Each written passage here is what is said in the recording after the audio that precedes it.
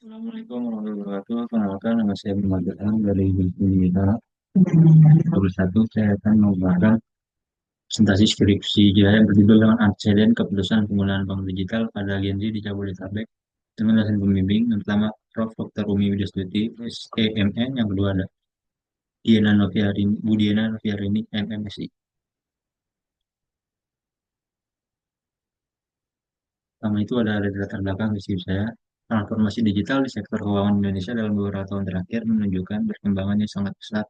Bank digital hadir sebagai bentuk inovasi perbankan modern yang menawarkan akses layanan finansial tanpa perlu ke kantor fisik sehingga memungkinkan transaksi dilakukan kapan saja dan di mana saja melalui perangkat seluler. Kemajuan ini turut mendorong peningkatan yang inklusi keuangan masyarakat, terutama pada Gen Z yang dikenal sangat adaptif terhadap teknologi digital. Gen Z sebagai digital native memiliki karakteristik ketergantungan tinggi pada internet, ekspektasi terhadap layanan yang serba cepat, serta preferensi terhadap platform digital yang praktis dan menyenangkan. Beberapa bank digital seperti Genius, Livin, Blue BBCA, Line Bank, dan Cbank memanfaatkan kondisi tersebut dengan menghadirkan fitur-fitur yang mendukung kebutuhan finansial generasi muda seperti pembukaan rekening tanpa tatap muka, pencatatan keuangan otomatis, cashback, hingga integrasi dengan ekosistem pembayaran digital. Selanjutnya itu ada saya sebagai peneliti melakukan prasurvei kepada 56 responden Gen Z yang memakai bank digital sebagai alat transaksi keuangan. Berdasarkan hasil prasurvei, dapat disimpulkan bahwa Bank Jago merupakan bank digital yang paling banyak digunakan dengan presentasi sebesar 33,9%. Hal ini menunjukkan bahwa Bank Jago menjadi pilihan utama dalam melakukan transaksi keuangan secara digital, kemungkinan karena tampilan aplikasi yang menarik, fitur yang mudah digunakan, serta berbagai penawaran yang relevan dengan kebutuhan pengguna. Di posisi kedua, Bank Neo digunakan oleh 17,9 responden, diikuti oleh Cbank, yang menunjukkan bahwa kedua bank digital tersebut juga memiliki jumlah pengguna yang besar karena faktor kemudahan transaksi serta program promo seperti bunga tabungan tinggi atau cashback. Sementara itu, Blue BCA Digital digunakan oleh 12,5% responden dan Genius dipilih oleh 10,7 responden, lalu bank memiliki prestasi paling rendah yaitu 8,9%, sehingga menjadi bank digital dengan jumlah pengguna terkecil dalam survei ini. Secara keseluruhan, data ini mencerminkan bahwa masyarakat cenderung menggunakan bank digital yang memiliki fitur lengkap, user-friendly, serta mendukung transaksi harian dengan cepat dan praktis.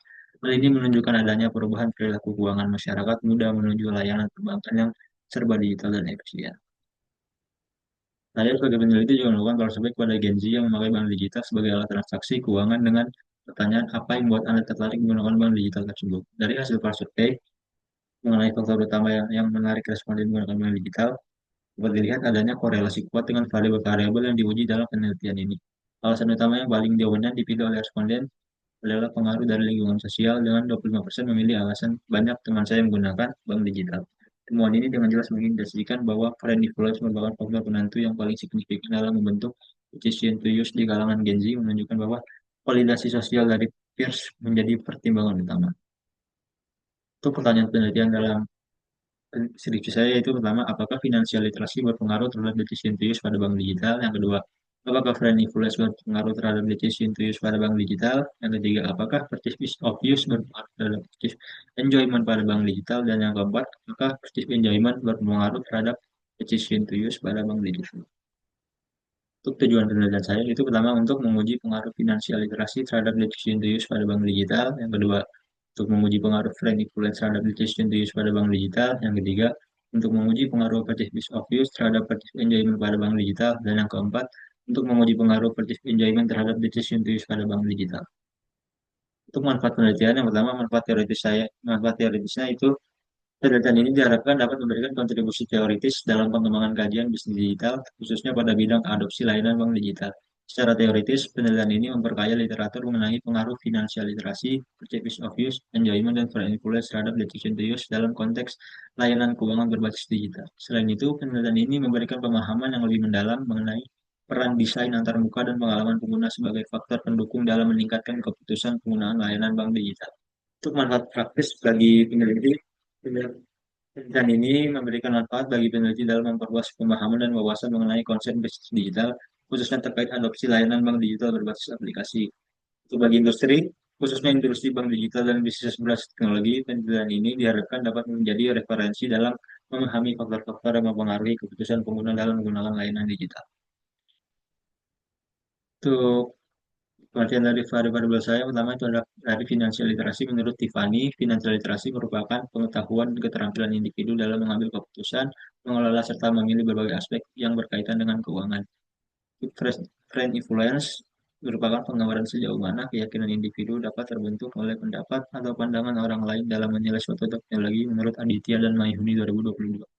Yang ketiga ada perception of use. Menurut Mulia et al. Menyatakan perception of use dipahami sebagai persepsi individu mengenai sejauh mana layanan bank digital dapat digunakan dengan mudah tanpa memerlukan usaha yang berlebihan. Untuk perception enjoyment, menurut Syahrudin et al. Menyatakan perception enjoyment merujuk kepada kondisi ketika individu merasakan kenyamanan dan kepuasan intrinsik sehingga selama menggunakan suatu sistem sehingga keterlibatannya dalam penggunaan teknologi tersebut dipersepsikan sebagai aktivitas yang menyenangkan. Decision to use menurut Rosa dan Salsabila menyatakan decision to use adalah suatu tindakan yang melibatkan pemilihan di antara dua atau lebih alternatif dengan memanfaatkan pengetahuan yang dimiliki untuk mengevaluasi pilihan-pilihan tersebut. Proses ini dijalani melalui tahapan penyelesaian masalah mulai dari mengenali kebutuhan, mencari informasi, menilai berbagai alternatif, hingga akhirnya menentukan pilihan untuk melakukan pemilihan serta mewujudkan perilaku pemilihan. Untuk model-model yang ikuti saya itu ada yang hipotesis pertama, finansial literasi berpengaruh positif terhadap decision to use. Hipotesis kedua, varian influence berpengaruh terhadap decision to use. Hipotesis ketiga, perception of use berpengaruh positif terhadap perceived enjoyment. Yang keempat, perceived enjoyment berpengaruh positif terhadap decision to use. Untuk metode penelitian saya itu waktu penelitian November sampai selesai, desain penelitian. Penelitian menggunakan metode kuantitatif populasi Gen Z di Jabodetabek yang aktif menggunakan bank digital, teknik sampling, purposive sampling, jumlah sampel 144 responden, teknik pengumpulan data, kuesioner dengan Google Form, metode analisis data, analisis multivariat dengan PLSM, Smart PLSM. Untuk analisis MPLS, uji hipotesis, kriteria dalam uji hipotesis yakni jika nilai p-value kurang dari 0,05 dan T statistik lebih besar dari 1,96, maka dapat disimpulkan hipotesis diterima menurut R et al. 2017. Deskripsi data ini saya membagi jadi berdasarkan jenis kelamin, usia, domisili, dan pendidikan terakhir. Data bisa dilihat di gambar ini. Untuk uji combined method bias yang saya lakukan pada penelitian saya berdasarkan hasil uji variance inflation factor yang disajikan pada tabel pengujian multikolinearitas, diketahui bahwa seluruh indikator dalam model penelitian ini memiliki nilai FIF yang masih berada dalam batas yang dapat diterima. Sebagian besar indikator menunjukkan nilai FIF di bawah ambang batas 3,3 yang umum digunakan sebagai acuan untuk mengidentifikasi potensi common method bias melalui pendekatan full collinearity assessment. Untuk uji overloading, berdasarkan hasil pengujian overloading yang disajikan pada tabel, diketahui bahwa seluruh indikator pada masing-masing konstruk, yaitu financial literasi, friend influence, perceived of use, perceived enjoyment, dan decision to use memiliki nilai overloading di atas 0,70. Hal ini menunjukkan bahwa seluruh indikator telah memenuhi ambang batas minimal yang direkomendasikan dalam analisis PLSM, sehingga dapat dikatakan valid dalam mengukur konstruknya masing-masing. Nilai overloading lebih dari 0,70 mencerminkan bahwa setiap indikator memiliki kontribusi yang kuat terhadap konstruk laten yang diukur serta menunjukkan validitas konvergen yang memadai. Uji average variance expected berdasarkan tabel seluruh konstruk dalam model penelitian ini menunjukkan nilai average variance extract yang melebihi ambang batas minimum sebesar 0,50. Nilai average lebih dari 0,50 mengindikasikan bahwa masing-masing konstruk mampu menjelaskan lebih dari 50% varians indikator-indikatornya secara rata-rata, sehingga dapat disimpulkan bahwa seluruh konstruk dalam penelitian ini telah memenuhi kriteria validitas konvergen. Uji loading yang saya lakukan itu berdasarkan pada tabel seluruh indikator pada masing-masing konstruk memiliki nilai loading tertinggi terhadap konstruk asalnya dibandingkan dengan konstruk lain, yang berarti telah memenuhi kriteria validitas diskriminan berdasarkan metode cross-loading. Sebagai contoh, indikator DTU3 memiliki loading tertinggi sebesar 0,923 terhadap konstruk decision to use, jauh lebih tinggi dibandingkan loading terhadap konstruk lainnya. Uji HTMT dilakukan seluruh nilai HTMT antar pasangan konstruk berada di bawah batas maksimum yang disarankan, yaitu 0, kurang dari 0,90. Nilai HTMT tertinggi terdapat pada hubungan antara konstruk decision to use dan perceived enjoyment sebesar 0,770. Sementara nilai terendah berada pada hubungan antara konstruk friend influence dan perceived enjoyment sebesar 0,551. Validitas diskriminan dianggap terpenuhi apabila nilai HTMT kurang dari 0,90. Karena hal tersebut menunjukkan bahwa konstruk-konstruk yang diuji memiliki perbedaan yang cukup secara konseptual. Dengan demikian, Hasil ini mengindikasikan bahwa seluruh konstruk dalam model penelitian telah memiliki validitas diskriminan yang baik berdasarkan analisis HTMT. Untuk uji Fornell-Erker kriterian, seluruh konstruk dalam model penelitian ini telah memenuhi kriteria validitas diskriminan menurut metode Fornell-Erker kriterian. Hal ini ditunjukkan oleh nilai akar kuadrat average variance x-rate yang ditampilkan pada nilai diagonal yang lebih tinggi dibandingkan dengan nilai korelasi antara konstruk tersebut dengan konstruk lain. Uji Cronbach alpha, hasil uji reliabilitas pada tabel 4, seluruh variabel dalam penelitian ini memiliki nilai Cronbach alpha di atas 0,870, yaitu decision to use 0,902, dan CLA iterasi 0,891, Root influence 0,938, Precise of use 0,874, dan Precise enjoyment 0,900. Nilai-nilai tersebut telah melebihi batas minimum 0,70 yang umum digunakan sebagai kriteria reliabilitas. Dengan demikian, dapat disimpulkan bahwa semua konstruk dalam penelitian ini memiliki konsistensi internal yang tinggi dan instrumen yang digunakan tergolong reliable.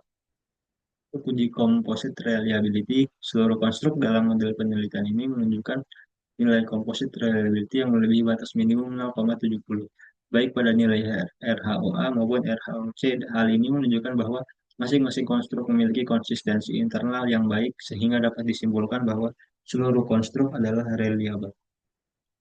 Untuk uji R-square, yang ditampilkan pada tabel 4.19, diketahui bahwa nilai R kuadrat untuk variabel Precise enjoyment sebesar 0,469, termasuk dalam kategori moderat, sedangkan nilai R kuadrat untuk variabel decision to use sebesar 0,538, yang tergolong dalam kategori moderat dan mendekati substansial.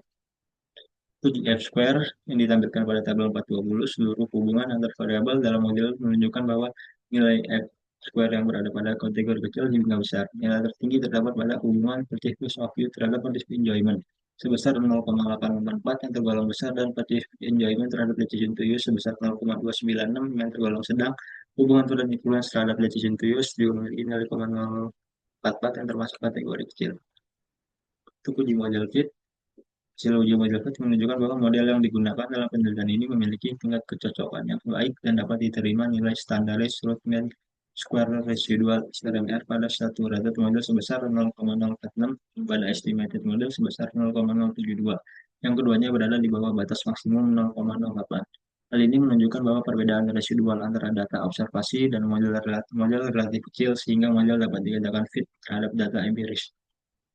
Uji hipotesis berdasarkan hasil uji hipotesis menggunakan Smart RS, seluruh hubungan antar variabel menunjukkan hasil yang signifikan secara statistik dengan nilai p-value berkisar antara 0,000 dan 0,042, dan T statistik lebih dari 1,96, yang artinya semua hipotesis diterima. Untuk prototipe, prototipe yang dikembangkan dalam penelitian ini merupakan prototipe antarmuka aplikasi Bank Jago yang dirancang sebagai bentuk pengembangan konseptual berdasarkan hasil prasurvei, ulasan pengguna, serta temuan empiris dari analisis variabel penelitian. Pengembangan prototipe ini bertujuan untuk memberikan gambaran perbaikan tampilan dan alur informasi pada aplikasi Bank Jago dalam mendukung pengelolaan transaksi dan pembayaran bersama atau settlement. Fokus utama prototipe diarahkan pada peningkatan transparansi pembagian biaya, penjelasan status pembayaran antar anggota, serta kemudahan pemantauan dan evaluasi transaksi bersama melalui fitur Settlement Insight. Kesimpulan dari penelitian ini bertujuan untuk menganalisis faktor-faktor yang mempengaruhi keputusan penggunaan bank digital pada Gen Z di Balai Jabodetabek, dengan menguji peran finansial literasi, peran influence, dan Precise of view terhadap decision to use, serta Precise enjoyment sebagai variabel intervening. Pendekatan penelitian digunakan adalah kuantitatif dengan metode analisis partial square structural equation modeling atau PLSM. Berdasarkan hasil pengujian hipotesis dan pembahasan yang telah dilakukan, maka dapat ditarik beberapa kesimpulan sebagai berikut. Temuan pertama itu menunjukkan bahwa finansial literasi berpengaruh positif dan signifikan terhadap decision to use. Artinya, semakin tinggi tingkat literasi keuangan yang dimiliki Gen Z, baik dalam memahami pengelolaan keuangan, manfaat layanan perbankan digital, maupun risiko penggunaannya, maka semakin besar kecenderungan mereka untuk memutuskan menggunakan bank digital. Yang kedua, peran influence juga berpengaruh positif dan signifikan terhadap decision to use. Hal ini menunjukkan bahwa pengaruh teman sebaya, baik melalui rekomendasi, pengalaman penggunaan, maupun opini yang dibagikan, mampu mendorong Gen Z untuk menggunakan layanan bank digital. Yang ketiga, purchase of use terbukti berpengaruh positif dan signifikan terhadap purchase enjoyment. Semakin mudah aplikasi bank digital untuk dipelajari dan digunakan, maka semakin tinggi tingkat kesenangan yang dirasakan pengguna saat berinteraksi dengan layanan tersebut. Yang keempat, perceived enjoyment memiliki pengaruh positif dan signifikan terhadap decision to use, yang artinya pengguna yang merasakan kesenangan, kenyamanan, dan pengalaman positif saat menggunakan aplikasi bank digital cenderung memiliki keputusan yang lebih kuat untuk menggunakan layanan tersebut. Implikasi teoritis, penelitian ini memberikan kontribusi teoritis yang signifikan dalam pengembangan kajian teknologi acceptance model, khususnya dalam konteks penggunaan bank digital pada Gen Z dengan memasukkan variabel finansial literasi dan brand influence sebagai faktor eksternal. Penelitian ini memperluas model TAM yang sebelumnya lebih menekankan kepada aspek sistem seperti kemudahan dan kegunaan. Untuk implikasi praktis dari penelitian ini ditujukan bagi penyedia layanan bank digital, pengembang aplikasi, serta pemangku kepentingan di sektor keuangan digital. Hasil penelitian ini menunjukkan bahwa peningkatan keputusan dengan bank digital tidak hanya bergantung kepada inovasi teknologi, tetapi juga pada strategi edukasi sosial dan pengalaman pengguna. Untuk saran akademis, penelitian selanjutnya disarankan untuk memperluas cakupan wilayah penelitian dengan melibatkan responden dari berbagai daerah di Indonesia, baik perkotaan maupun non-perkotaan. Perluasan wilayah ini diharapkan dapat meningkatkan validitas eksternal serta memberikan gambaran yang lebih komprehensif mengenai keputusan penggunaan bank digital pada Gen Z secara nasional. Saran praktisnya bagi penyedia layanan bank digital, hasil penelitian ini merekomendasikan agar peningkatan adopsi pengguna Gen Z tidak hanya difokuskan kepada pengembangan teknologi, tetapi juga pada peningkatan literasi keuangan digital. Penyedia layanan disarankan untuk menghadirkan konten edukasi keuangan yang relevan, interaktif, dan mudah dipahami langsung di dalam aplikasi seperti simulasi pengelolaan keuangan, tips menabung, serta edukasi risiko transaksi digital. Sekian presentasi dari saya, kurang lebihnya maaf. Assalamualaikum warahmatullahi wabarakatuh.